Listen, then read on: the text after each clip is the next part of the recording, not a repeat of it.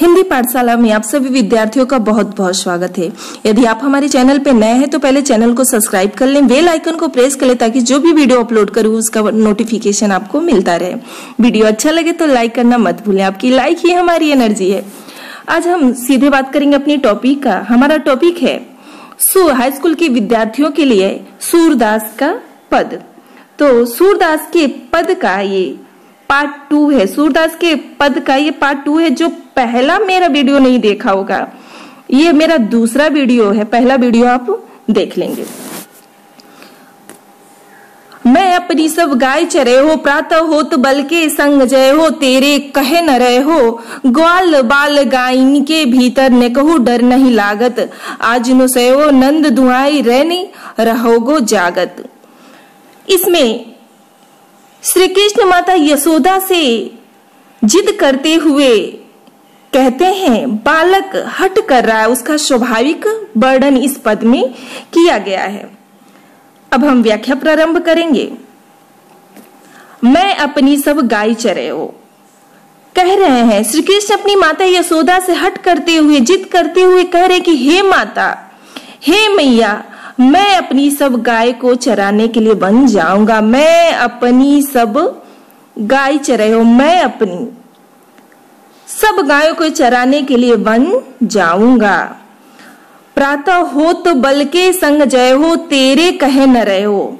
प्रातः अर्थात प्रातः होते ही मैं अपने बड़े भाई बल का अर्थ यहाँ क्या है? बल का अर्थ है बलराम, बड़े भाई बलराम, बड़े भाई बलराम के संग जाऊंगा, गाय चराने के लिए जाऊंगा। और तेरे कहे न रहे हो, तुम्हारे रोकने पर भी रुकूंगा नहीं, तेरे रोकने पर भी हे मैया मैं रुकूंगा नहीं। ग्वाल बाल गायन के भीतर मैं कहूँ डर नहीं लागत, के आगे कह रहे मुझे ग्वाल बालों और गायों के बीच में रहते हुए, ग्वाल बाल मुझे ग्वाल बालों और गायों के बीच में रहते हुए तनिक भी डर नहीं लगता है। नैकहू मतलब होता है थोड़ा भी क्या नहीं हो रहा है, डर नहीं लगता है। आगे कह रहे हैं आज न सोयो नंद दुआई रहने रहोगो जागत। आगे कह रहे हैं कि आज न सोयो नंद दुआई, आज मतलब आज, न मतलब नहीं, सोयो मतलब सोऊंगा। आज मैं सोऊंगा नहीं, मैं नंद बाबा का सौगंध खा के कहता हूँ, कसम खा के कहता हूँ। दुआई का क्या अर्थ होता है? कसम या सौगंध। मैं नंद बाबा का सौगंध खा के कहता हूँ कि आज मैं सोऊंगा नहीं। कह रहे रैन रहोगे जागत।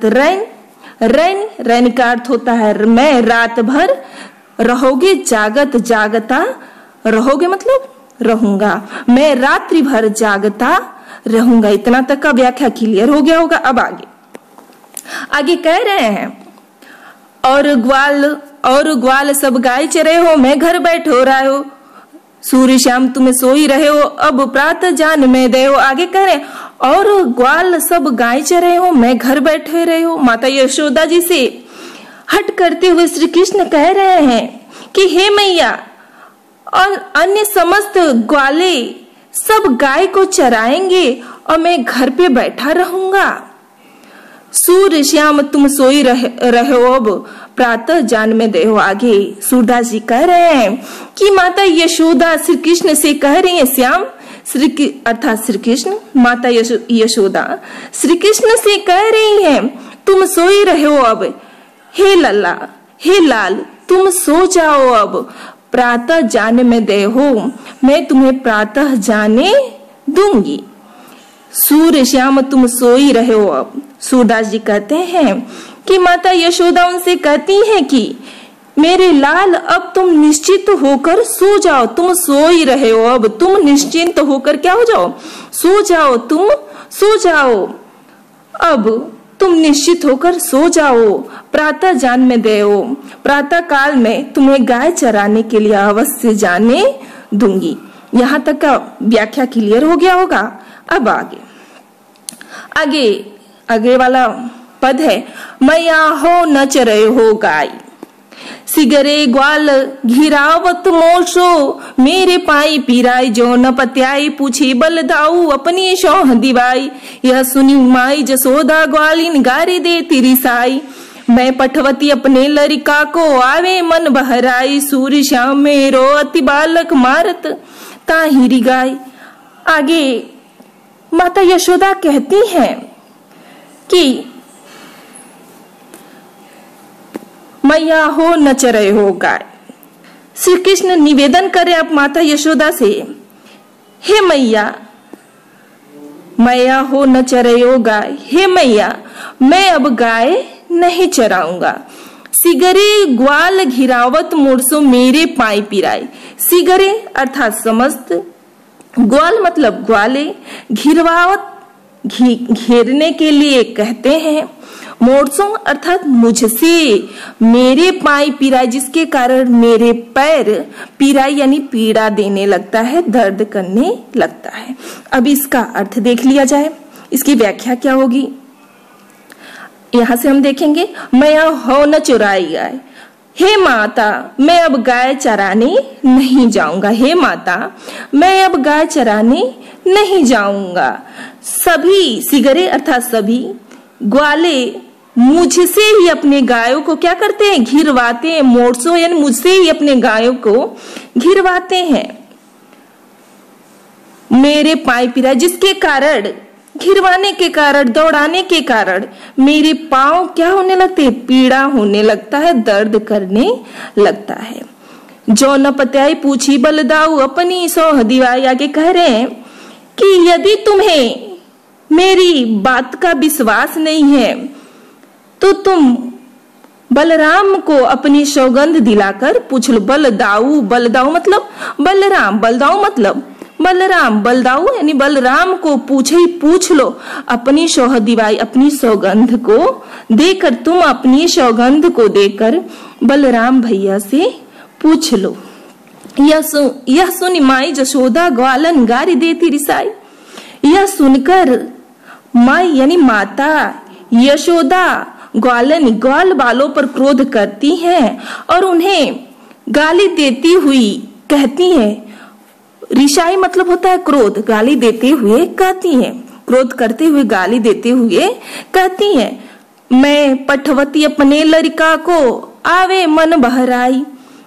सूरदास जी कहते हैं कि माता यशोदा कह रही है, मैं पठवती, मैं पठवत, पठवत का क्या अर्थ होता है, भेजती हूँ, पठवत भेजती हूँ। यहाँ पठवत का अर्थ चाहे तो आप लिख लीजिए, पठवत भेजती हूँ।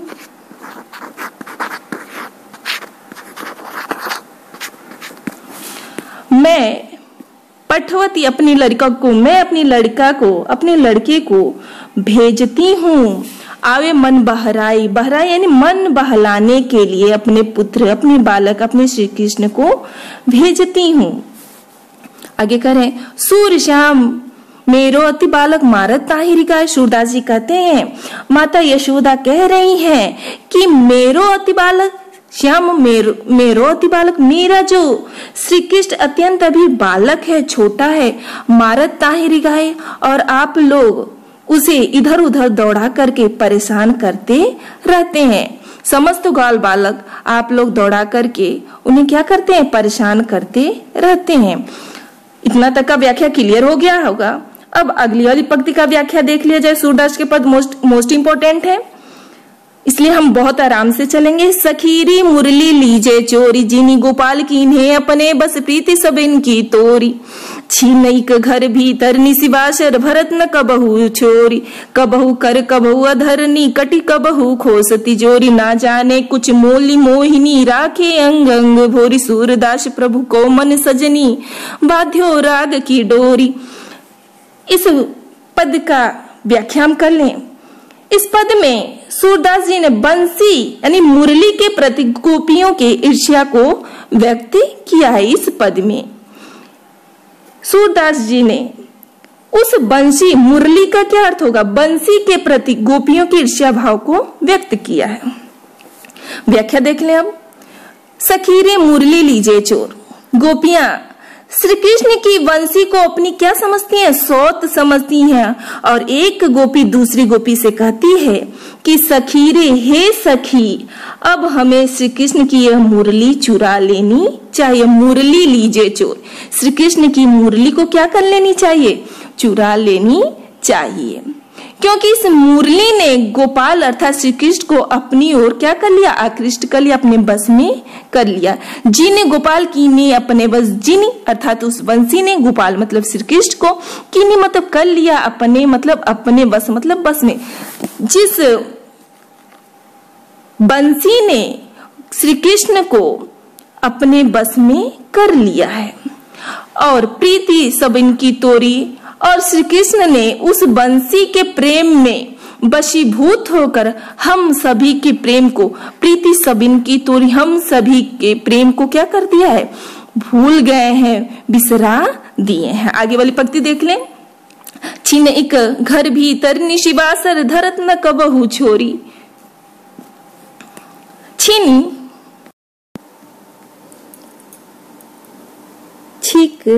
छीन इक, पहले हम इसका अर्थ देख लेंगे।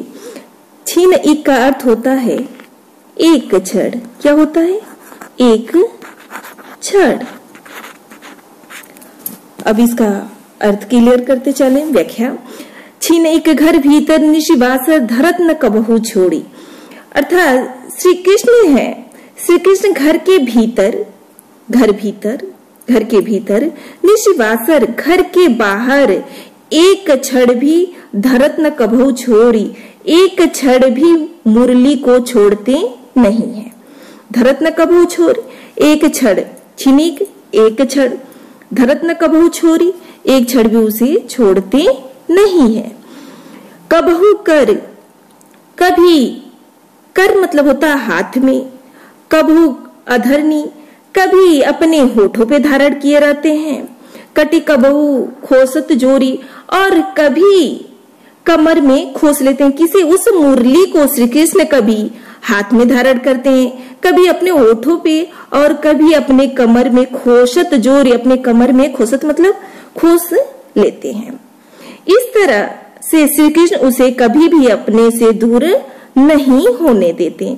न जाने कुछ मोली मोहिनी, राखे अंग भोरी करे। न जाने, गोपियां कह रहे हैं कि न जाने उस मुरली ने, उस बंसी ने क्या मोल कर दिया है श्री कृष्ण पे, और राखे अंग अंग भोरी, उनके अंग प्रति अंग को अपने बस में की रहती है। मेली मोहिनी का अर्थ होता है मोहनी मंत्र दे करके उनके अंग प्रति अंगों को अपने बस में की रहती है। अब क्लियर हो गया होगा। आगे कह रहे हैं, सूरदास प्रभु को मन सजनी, बाध्यो रागी की डोरी। सूरदास जी कहते हैं, गोपियां कह रही हैं कि हे सजनी, मन सजनी, हे सजनी, इस वंशी ने श्री कृष्ण का मन, प्रेम, राग का क्या अर्थ है? प्रेम, राग का अर्थ क्या है? प्रेम, प्रेम की डोरी से बांध कर क्या कर दिया है? बाध्यो मतलब बांध करके कैद कर लिया है। इतना तक का व्याख्या क्लियर हो गया होगा।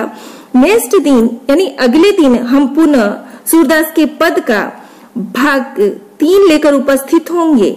इससे पहले हम ये बताना चाहते हैं कि संधि, अलंकार, समास का वीडियो बहुत जल्दी अपलोड करेंगे। आप उसे बहुत बारीकी से पढ़ लीजिएगा। इन एग्जाम में, प्रत्येक एग्जाम में उसे प्रश्न बनते ही बनते हैं और आपके लिए भी अति आवश्यक है। आज बस इतना ही।